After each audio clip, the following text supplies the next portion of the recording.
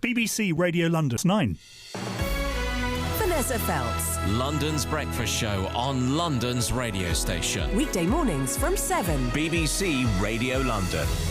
Good morning, lovely listener. You're listening to BBC Radio London's new breakfast show with me, Vanessa Feltz. We hear an awful lot about migrants. We talk endlessly about migrants. Usually we bracket them in one great amorphous group. Do we know anything about migrants? Do we know how it feels to be one of them? What is it like? How did they get here? Why are they here? What is their purpose? What's going on? Well, we thought one way of addressing the issue was to invite 4 such people into the studio, and that is why I'm absolutely delighted to be joined by Rafael, Hassan, Dori and Moyetri, and they will tell you their stories far better than I could possibly hope to do. So let's kick off with Rafael. Morning and welcome to the programme. Morning, thank you for having me. And I hope that my calling you a migrant doesn't feel to you an insult, or you feel I ought to call you something else. If you do, tell me and I will. No, not at all. I came from Brazil, so I've been living here and I've been working here, so I'm a migrant and I'm proud to be a migrant. Why are you here? Why did you leave Brazil behind and decide to come to London? I came to study English initially, and I ended up falling in love not just with the city but with someone, got married, found love in England, and then started a business, and here I am. So and what was the story about being legally allowed to stay here? Did you come in on a student visa? Yeah, what happened so initially, after that? exactly. So I did business English, and then for about a year, and then extended. And as I met my first boyfriend, we then got engaged, and I've been here for a while. So my journey was that. It was, on a student visa, then on a fiancé visa, and yes. And then because you married, you were allowed to stay on that basis? Or Correct, yes. So if you hadn't married, you wouldn't have been allowed to stay, or you would? Probably not, because I came about 14 years ago, so it was different then. So, and because I'm Brazilian, obviously, not part of the EU, it would be more difficult to stay. But you found love, and that guaranteed you entry and a welcome in this country. Correct. Then you say in this very sort of blithe, simple kind of, and then I started a business. Now, we all know that it's not anything like as easy as that, is it? How did you start a business? Well, in England, I have to say, I think it's easier than most people think. I think there are lots of... It is relatively easy. The UK is the top 5 easiest countries to open a business. It takes 2 hours for you to go to Companies House website and start. And it's really developing then relationships and, going to networking events, getting to know people. What kind of business is it? So I was in property for 12 years. I had an agency. I sold the business now. And I was helping migrants to find a home. So I was working with flat shares. But now I run a social enterprise, and I help other migrants to start their own business. And when you say you were helping other migrants to find a home, was this a difficult enterprise? Were you up against people finding it very hard to find somewhere to live in London? Well, it is pretty expensive. That's the problem. Expensive, yeah. Yes. So the way that I did was I was, setting up houses where people could rent rooms, and it was only 2 weeks deposit. It was 1 month minimum stay. So it was facilitating them to find a home to live that it wouldn't cost them thousands and thousands, because I had been in that place. I lived in student accommodation when I arrived. Mm-hmm. So I knew what it would take to set up a business like that.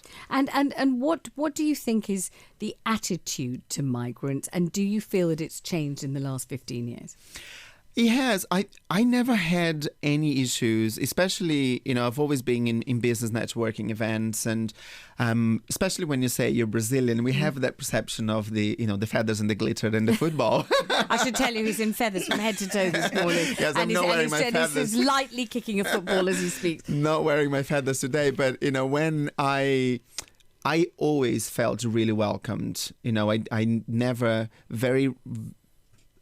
Yeah, I've always really been welcomed. Could that be because, is it fair to say that you entered the country as a middle-class student? I mean, obviously, there was money somewhere in your family to pay for your student fees, kind of thing. Is that my is that first job? I was a kitchen porter, so it wasn't that okay, easy. well, tell us about that bit. You didn't tell us about that. So I didn't speak English that well, and I couldn't find a good job. So, I was a kitchen porter. I did lots of cleaning. I did, I collected glass in bars. So it wasn't always like that. So I had to climb, let's say, the social class class. So I had to come from really bottom, learn English, because I think the key thing is for you to learn the language and understand the culture. Then you are able to be part of society.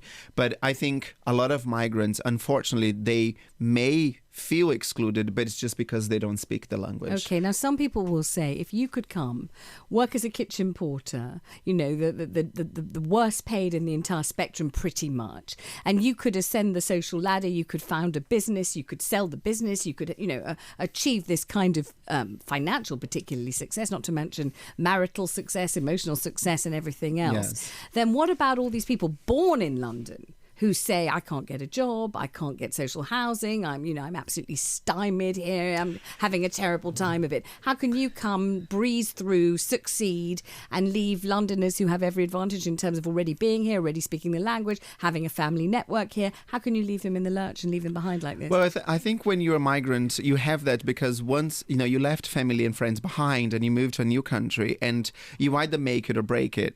Like when I arrived, there was no access to public funds. So you have to, if you excuse my French, you have to move your ass. You have to. I can't allow you. I don't think that is French, actually. Far be it for me to correct. I'm only kidding. We can't have you arriving here from Brazil and using words like that on the BBC. Sorry. We're horrified. Sorry. He means, of course, his posterior or rear end. I'm going to stop you there before you say anything else you shouldn't. I'm only kidding. Let's bring in Dori, though. Dori, hello. Welcome to the programme. Nice to see you. Thank you. So tell us whence you came originally and why and how. Okay, I came as a teenager, around the age of 14, and I came as a student. I went to school here.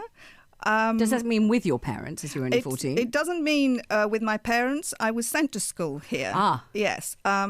As you may know, Mauritius was at the time a colony. So when I was born, that is. So there's always been a relationship between Mauritius and England.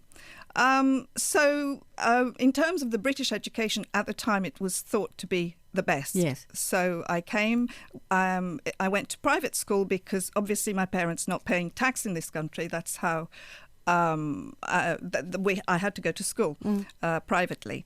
And then I stayed on, extended my student visa. I got a job whereby they needed languages. So this is a long time ago. How long ago?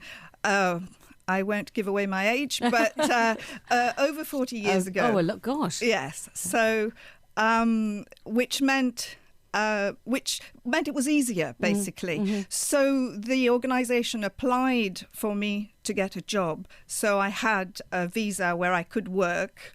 This is after the schooling. And I became part of the community. This was outside London. London is a very different place to outside London. That was in Colchester. Yeah. Yes, being a migrant there was very different to being a migrant in London. You stood out more? I definitely stood out more, partly out because of colour, because I look Asian, so usually associated with curries and local Indian restaurant.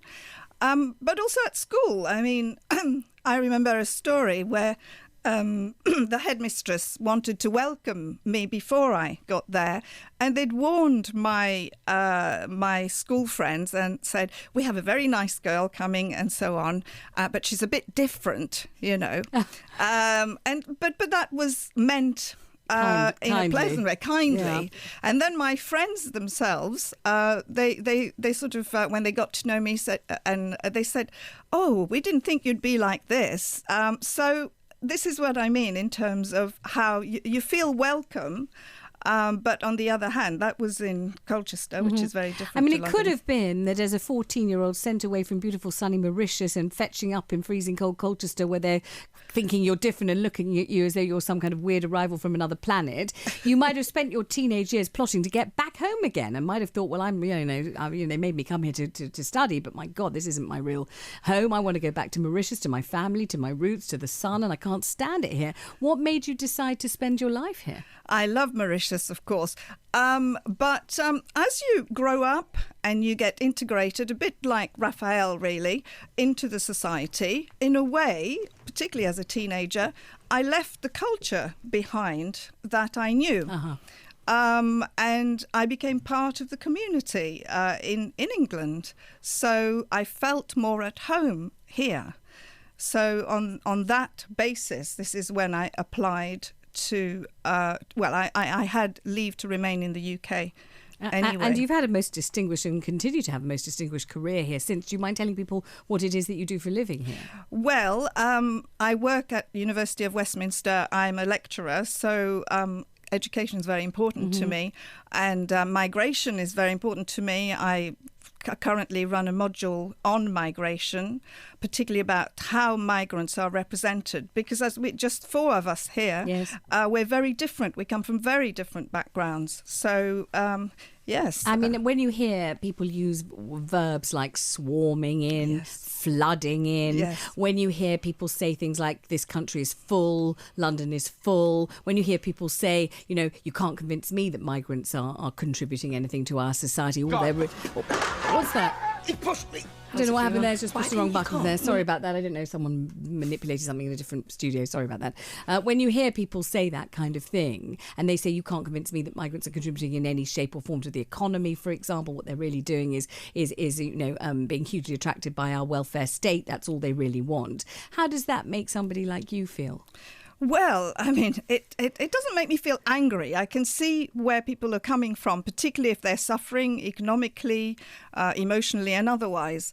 However, I would point out to them, if you look around us, probably every single person has a connection to migration. And also who is called a migrant. We need to look at the world in a much bigger way. I'm here because of the colonial history. So it's clear that in a way Europeans were migrants to Mauritius at one point. So who is a migrant? And so it's making connections. I mean, people have to learn, and I know sometimes the media gets blamed for one-sided representation. Yeah. The media has a job to do, and educationalists have other job to do. But I would try to counterbalance the sensational stories, really, because there are connections all the time. Both you and Rafael arrived quite some time ago. In your case, a few decades ago. In his case, about 15 years ago. One of the things that people seem to dislike, and obviously I'm a filter for this because I sit here presenting this programme every day and I take, three. One of the things people say in particular is that recently there have been effectively tidal waves of migration very, very suddenly and very, very large quantities of people arriving, and that the spirit, the shape, the atmosphere of whole areas has changed like that suddenly overnight. One moment there was this massive influx from Eastern Europe. It wasn't predicted, nobody expected it, and suddenly you had Eastern European shops springing up and people speaking a language nobody knew, and a kind of racism directed against people for a change who weren't black, which was a whole big deal that nobody had ever expected. Do you agree? Because obviously you've been here to see all this happening, both of you. I'm going to bring in the other two in just a second. But do you agree that there's a very big difference between a drip, drip, drip of migration and a sudden kind of explosion of migration, which seems in a way you might say to rub people's noses in it? They can't ignore it. They're not able to. Absolutely. I think you can't ignore it. There is an issue. But again, we need to take it on a wider basis. Why are these people here? People don't migrate easily for the fun of it.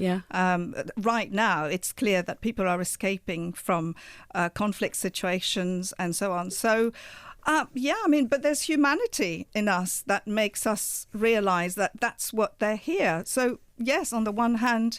let me ask, thank you for that, Dori. Let me ask Rafael, do you think that it's a difference if there's an enormous number of people arriving all at once very suddenly? Well, I think it must be controlled somehow. I agree that, if 1 million people decided to move to the UK tomorrow, that must be controlled, because then, there is accommodation that it needs to be, people need to find and all that. But I think one thing that it must be thought is that I don't know any migrants, for example, that are on benefits. I don't believe people leave their homes to go and think, I'm going to stay at home and I'm going to receive £56 a week and I'm not going to do anything in my life. I don't believe migrants move. Obviously I'm sure there are people that come and say, yes, I'm going to use the benefits and I'm going to stay at home, not going to do anything. But if you look, everyone, all the shops, as you mentioned, there are lots of shops out there that, the economy needs that. These people are generating jobs, they're paying tax. And so if they're coming in large numbers, yes, there must be control. Mm-hmm. But in the other hand is, if these people are coming because they want to work or they want to generate work, like a lot of the migrants that I work with, they grow their business, they generate jobs. Right, so it is good for the economy. I thank you very much indeed for that. I'm going to come to my other two guests, Hassan and Moitre, and that will be straight after this trail. BBC Radio London at the weekend. Saturday nights on BBC Radio London mean this. I'm Gary Crowley, and from 6 it's all about the songs we've grown up with, songs we still love, and the memories attached.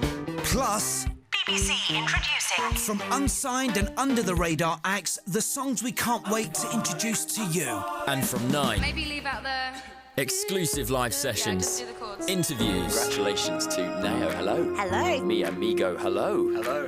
and new releases with me, Dan Roberts, Saturday nights on BBC Radio London. Music to live for with me, Gary Crowley. And me, Dan Roberts, all from 6. And let me bring in Hassan next. Now, you originally were an asylum seeker in this country. Where had you come from? I originally come from Iraq. I came to this country 10 years ago as a refugee. Uh-huh.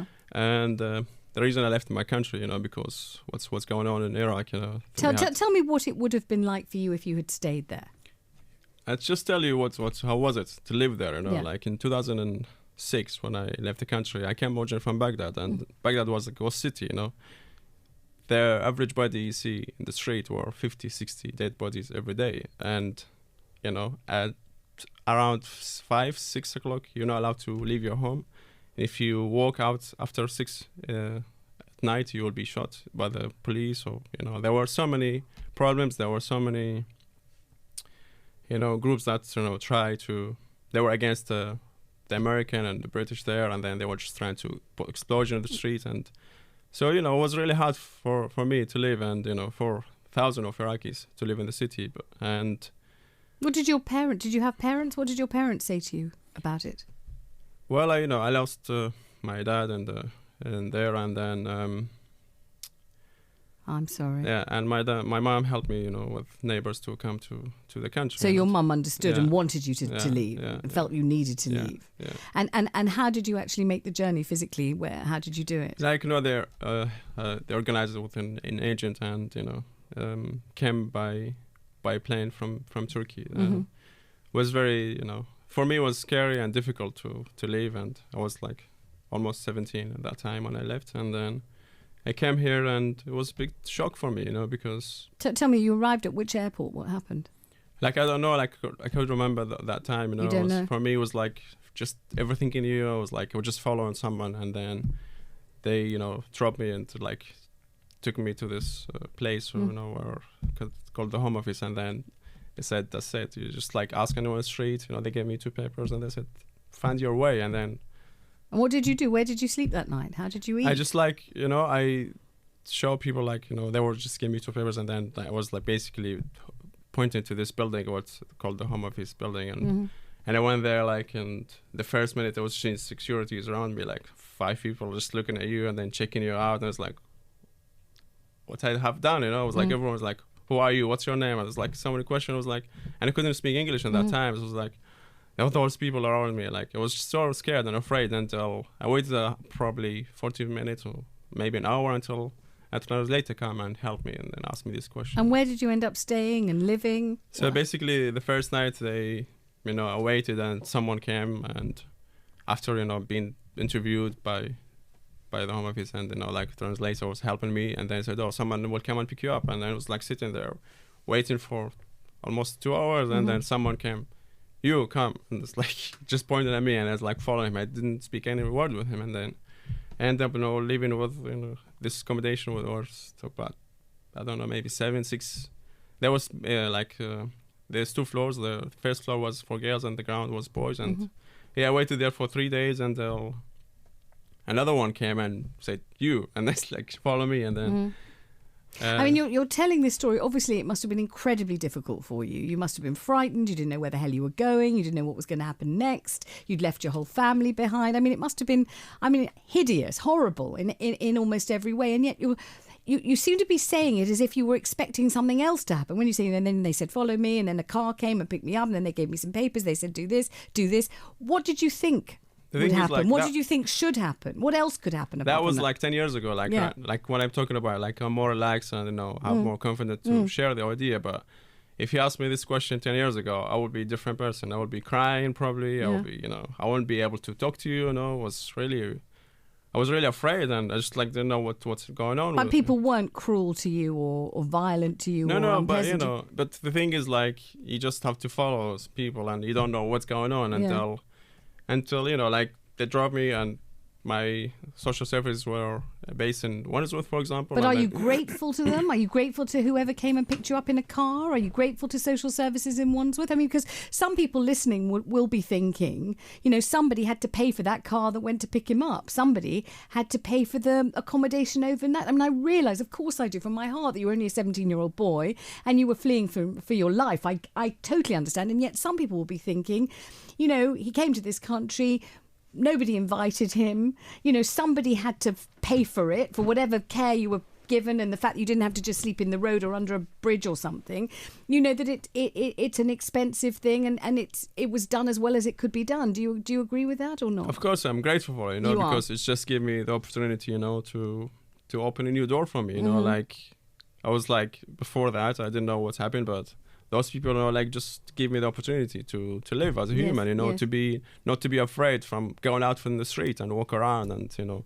and do normal things like as a teenager, you know, like the things I missed in my country. Like, I came here and then there's so many opportunities were given to me, but at the same time I had to fight for them, you know. They didn't come, and, you know, like like there were times when I felt like it's very difficult, you know, to live in a new country. But of course. And so what has happened to you since? I mean, briefly, what do you do now, and how do you live? Where do you live? That sort of thing. Well, right now I live in South London, and near Vauxhall, and in my final year I'm doing engineering, electronic engineering. When I came to the country, I couldn't speak English. I didn't know what I'm doing, but, you know, like, I'm grateful because England has, you know, Britain has, you know, give me the opportunities to be human, you know, to live as a human, and you know, like, year after year, I started to learn about photography and learned about drama, novel house theatre, and then, you know, had a big family over there, and, you know, because, you know, most of them are British who run this, but also my group are all immigrants who come to that place. Do you intend to spend the rest of your life here? Is that what you want to do? Yeah, I mean, you know, like, right now I'm in my final year, and if I have the opportunity to, you know, to find a lovely wife and, you know, to get a family, why not? You know, like, you know, because I'm grateful and to this country, and I'm doing my best, you know, to repay it whenever I have the chance. Do you feel British? Well, Is yeah, that of possible? course. Of course, because, you know, like, I lived here for 10 years, and I have, you know, have friends, I have, you know, like, people around me, and I live in the system for 10 years, and, you know, like, I feel, you know, like, I would say 70-80%, you know, part of it. Let me bring in Moitri, and welcome to the programme. Tell us where you came from originally. So I'm from, my family's in Dubai, and we moved there when I was 12 years old, so that's where I grew up. We're originally from India, and we've moved around quite a lot in India as well. So I came here about 5 years ago. So I came here as initially as a tourist, and I absolutely fell in love with London. I saw, I think it was Westminster that was, reflected on the Thames, and I felt big. I felt like, wow, this is massive, and I feel small in a good way. This is this place to grow. This time I was in university in Dubai. I was at Middlesex, Dubai. It has a Dubai campus, and I was the top student there, and I felt limited. I felt like, I'm the top student. I'm not really doing much here. And I felt like, okay, I need to challenge myself. So I applied for a master's here at the London School of Economics. And needless to say, it was a very different experience. There was a lot of smart people, and I knew this is where I wanted to be. And also, like Rafael, I fell in love with somebody. And I suppose back then, I wasn't really thinking in terms of state didn't really have that much to do with movement, etc. life ambitions, etc. So it was really the immigration process of applying for a spouse visa that really sort of, made it real for me that, okay, actually, this is, national security, this is the Home Office. Was it a complicated thing? I mean, was it difficult? It was, and especially with, I think, online forums and stuff, people are talking about how difficult it is. There's a lot of... so yes, it was absolutely very difficult in my mind to get through the door. It was a big thing. And especially, there was one word, I remember, it was dependent status. Yes. And that absolutely did it for me. And I knew that was sort of dependent on my boyfriend and then later husband. And it never really sat quite right. Anyway, after a couple of years, I got my ILR, and somehow that relationship didn't really last, but I got offered a scholarship at the university I was working at to do a PhD, so that's what I'm doing now. Fantastic. Listen, I'm going to stop you there because we have to go to the news headlines, but I hope that the four of you will stay with me just after the news so we can continue this discussion. I'm here with four people who are perfectly happy to be called migrants because that is, of course, what they are. They've come here from other countries. They're living here now, making a hell of a go of it, and we are taking your calls on this 0207 224 2000. If there's something you'd like to ask them, please call. If you identify with them, please call. If you're in exactly the same position, please call. Or if you're one of these people who talks about a tidal wave of migrants, a flood of migrants swarming into the country, are you influenced in your opinions at all by the stories that you've just heard? 0207 224 2000, and we'll be back straight after the news headlines. Good morning. A £20,000 reward is being offered to track down a man known only as Basil, the final member of the gang that pulled off Britain's biggest ever heist. The flying squad's also still trying to find £10 million worth of gold and jewellery that was stolen in the raid on a safety deposit company in Hatton Garden last Easter. The Health Secretary, Jeremy Hunt, has told the BBC he can't absolutely guarantee that every A&E department will stay open if junior doctors refuse to provide emergency cover when they go on strike next month. Talks aimed at resolving the dispute over proposed new contracts are due to resume today at the Conciliation Service, ACAS.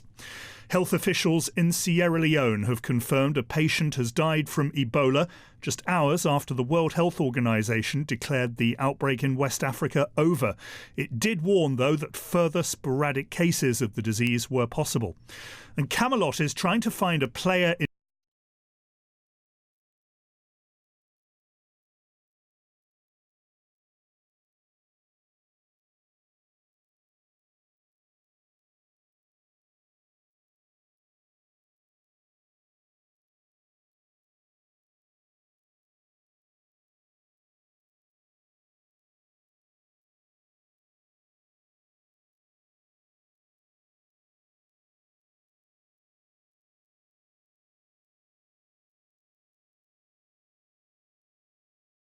in Barking and Dagenham who won £4.7 million on the lottery 4 months ago but still hasn't claimed it. They were the only winner of the jackpot on September the 12th, and if they don't come forward within 6 months of winning, the money will go to the lottery's good causes. London's weather dry and sunny today but feeling bitterly cold in the wind with top temperatures of 5 Celsius, 41 Fahrenheit. Now with the BBC Radio London travel, here's Pippa Sparks. Thanks, Matthew. Central line suspended between Woodford and Epping following a signal failure at Loughton, and South West trains running with London-bound delays for about 10 minutes or so on services via Windsor and Staines following signal problems. Queues on the M25 clockwise approaching junction 11 at Chertsey still following an earlier accident with delays back to junction 10 for the A3 at Wisley. In Barking, the A13 slow westbound following an earlier accident to the west of the Lodge Avenue flyover. The delays back to Dagenham seem to have eased off, a bit slow through Castle Green though still. In Keston, the 233 leaves Green Road closed between Western Road and Church Road following a building fire to the north of Biggin Hill. Now, Mike was smelling some smoke from a fire on the M25 at Junction 5. It seems it's a separate one. It's on the Sundridge Road in Sevenoaks, right by Junction 5. So smelly smoke in the carriageway for Mike. I hope he got through without his eyes streaming too much. Wembley, the North Circular slow westbound into the roadworks between Harrow Road and Easton Lane, with westbound delays back to Staples Corner and the M1. And in South Norwood, Portland Road still closed between the High Street and Manor Road following flooding from a burst water main near the Norwood Junction rail bridge. Bus 130 on diversion. Pippa Sparks, BBC Radio London. Your next update at 10. The Vanessa Feltz Breakfast Show. First for London, first for Londoners. Weekday mornings from 7. BBC Radio London. As you've been hearing, I'm here with 4 highly entertaining, highly individual people, all of whom hail from different locations around the world. So I'm talking about Iraq, I'm talking about Mauritius, Dubai, and I'm talking about Brazil. And they've all told their stories about how they came here, why they're living here, what they feel about this country. And joining us on the line is Aziz in Marlow. Hi, Aziz. Good morning. Hello, Vanessa. And all the ladies and gentlemen I have here can hear what you're saying, so you can talk directly to them or to me, whatever you choose to do. But I think what you really want to do is tell us how you came here from Afghanistan. What is your story? Hello, everyone there. I'm Aziz. I came here in 1998, landed in Gatwick Airport with no English at all. Yes. And it was really scary, and I was welcomed.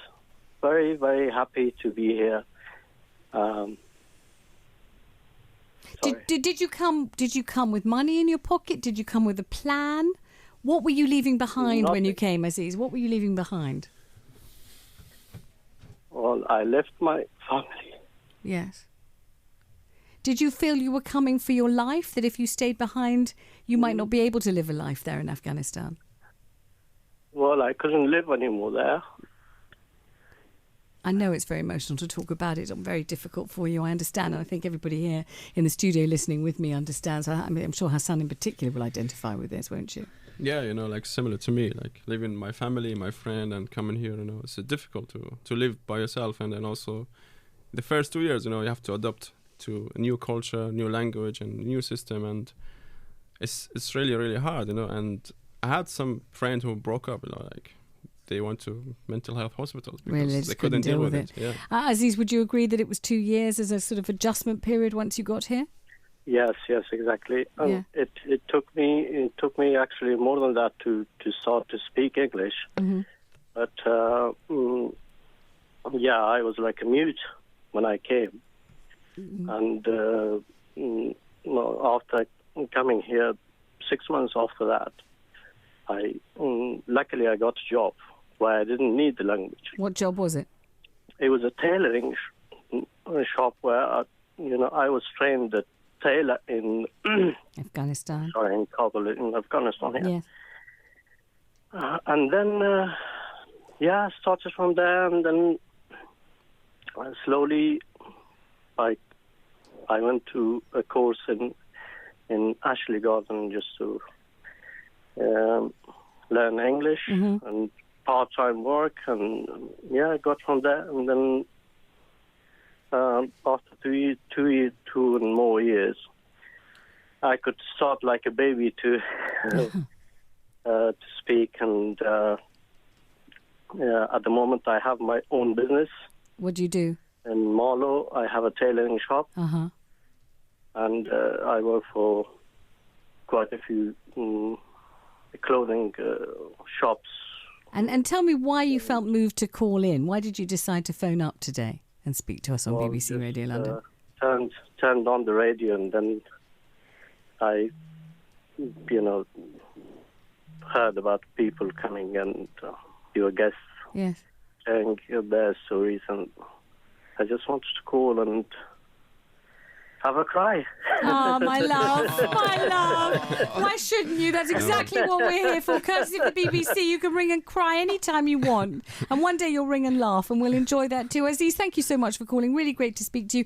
I mean, obviously, Hassan identifies hugely with that as, leaving a regime under which you felt, you couldn't live. Your life was literally under threat. That's why you had to come. But let me, for example, throw this open to you. Yes, to you. Absolutely, Rafael. I mean, the weeping at the memory of what it felt like to be somewhere where you don't speak a word of the language, you don't know what's going to happen to you next, you don't know who people are, you can't read the signs, you're not in on the secret language of having been born here, you don't get the jokes, you don't understand the front pages of the newspaper, that kind of thing. I mean, it must be remarkably difficult, I would have thought. It is. What he said is true. I think, I wrote a book called Moving Abroad One Step at a Time, and I interviewed people, and the feeling of becoming a child, it's very funny because everyone says that, because everything becomes a challenge. For you to buy a train ticket, it takes 10 times longer because you don't know, like at the time, there were no smartphones. I had my dictionary with me, so I had to look at the word. So it would take me, half an hour to do that. And the other thing is, when you move, migrants, you find your own community. So you find help. For example, I found help from Brazilians that were here for a while, and they helped me, and they told me, you have to do this and you need to do that. And you kind of end up learning about the city and the culture of the city, obviously London, by other migrants who were here before, and they tell you how it works. But it's only when you start learning the language that you feel integrated to society, because you're more independent. You start feeling that it doesn't take half an hour for you to buy a ticket, now it takes 2 minutes, and that it builds confidence. You lose your self-confidence, you lose your self-esteem when you become a migrant. And it doesn't matter, if you come from a rich background or not, if you don't speak the language, that will happen to you. And this is what people need to understand. I mean, everybody's nodding in accord with that. Marjorie? Yes. So English is my first language, and I've always spoken it very confidently, very well. But I still think that, integrating here was still slightly difficult. Like, for example, getting a job here, I couldn't read the signs from my manager. I thought, okay, why aren't they saying what they think? Or, it was just a very different... Just the way in which people conduct themselves, the way in which people speak in this country. Absolutely. For example, and the thing is, because you speak English so fluently, people don't really sort of think that that's a problem, and they treat you accordingly. They think that you get them. For example, I didn't know what Boxing Day was, and okay, people are asking me over, but small things like that, or you don't get their jokes, but you laugh anyway. But yeah, and then you kind of. But I must say that's a million stages in sophistication away from not speaking a word of the language, which is what happened to Hassan when he arrived. I mean, literally, you did not know what anyone around you was saying. What the heck was going on? I was completely confused. I was like, what's going on? And then people just point at you, and you have to follow them. And and also I end up after 3 days I was finding myself living in Barking and then sharing house with 4 other boys, and then but the thing is none of them was there, and I was just by myself for 6 weeks. In the first 6 weeks I couldn't speak English, and I didn't know what I'm doing, and I got to the shop, I was really scared because I didn't know my address, I didn't know how to ask, and then I was leaving my house, and then walk for 1 minute or 2 minutes, and I came back, and then I did that gradually until 10 minutes or 15 minutes, 20 minutes until I found the shop. Let's bring in Hinez on the line in Hounslow, and came originally from Pakistan. Hello, good morning. Good morning, Vanessa. And thanks for ringing. It's so lovely to hear your chirpy voice every morning when I'm on my way to work. And I'm off today, and I said I have to come in onto the line and speak to you. Good. Tell us about what happened to you. You came from Pakistan because otherwise your life would have had to be extremely different. Is that right? Yes, it would. I tell you what, when I was young, I used to look at the aeroplanes, and somehow I used to feel, I need to be connected to the aeroplanes. And then I had an uncle who was in Air Force, and I asked him once, and I said, how can I be working on the aeroplanes? And he just looked at me. He was in his uniform, and he just turned around and said, well, the only closest you ever get to the aeroplane is to marry one of the Air Force guys. And that's how you will. And that kind of stayed, it didn't give me, but I didn't understand why, because they don't have the facilities for women to be educated in aeronautical, because they have to go to the schools of Air Force, which is it's all male-dominating in Air Force.